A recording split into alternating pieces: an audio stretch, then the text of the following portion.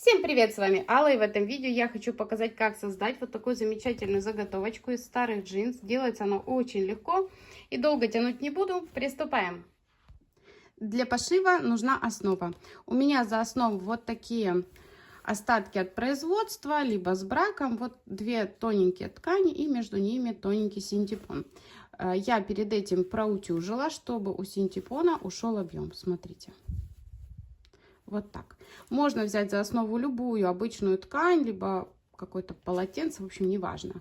И вот такие обрезочки джинсы, самые разные, я подготовила. Для начала я их отутюживаю и нарезаю. Ничего особенного я не вырезаю, я просто обновляю срезы для того, чтобы кусочки были более аккуратными. Выкладываю только один ряд, как вы видите, все разных размеров. Нахлест также выбирайте сами, хотите больше, хотите меньше. Ну вот, мне так подходит. И сейчас я скалываю, идем к машинке. Я возле машинки ниточку взяла вот такого молочного цвета. Я очень люблю контраст, поэтому выбрала именно ее. Установила я вот такой трикотажный зигзаг или прерывистый. Ширина 7, плотность 0,5. И сейчас просто опускаю лапку, убираю иголочку и стачиваю эти детали.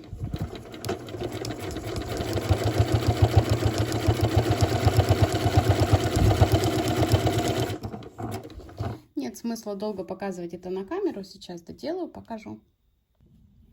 Вот так получается. Сейчас следующий я вот так хорошо выравниваю, снимаю эту иголочку, выравниваю лоскуток, чтобы не было наплыва. Ставлю лапку и продолжаю стачивать. Смотрите, здесь поменяла плотность и поставила 0,6. Сейчас покажу.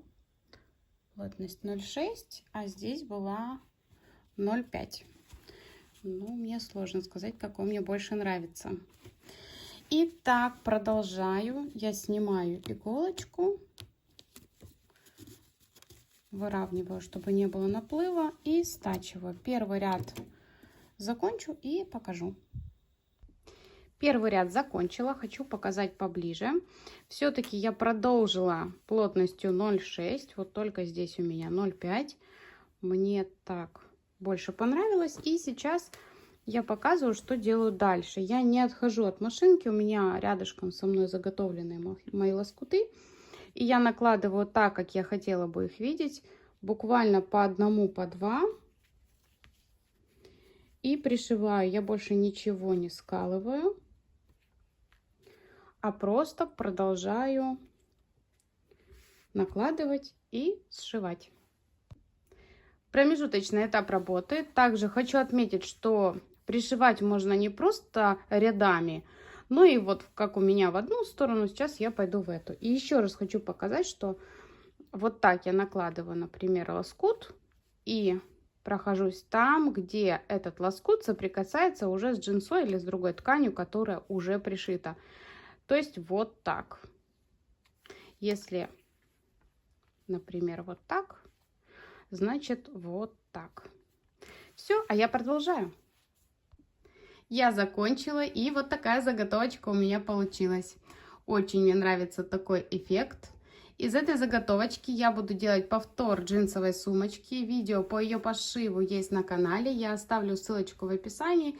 Также закреплю в комментарии. На сегодня видео подошло к концу. Если вам понравилось, ставьте лайки. Кто не подписан на канал, обязательно подписывайтесь. Ставьте колокольчик, чтобы не пропускать новые ролики. Ну а связаться со мной можно через Instagram или TikTok. Ссылочки также все оставлю. Всем пока-пока!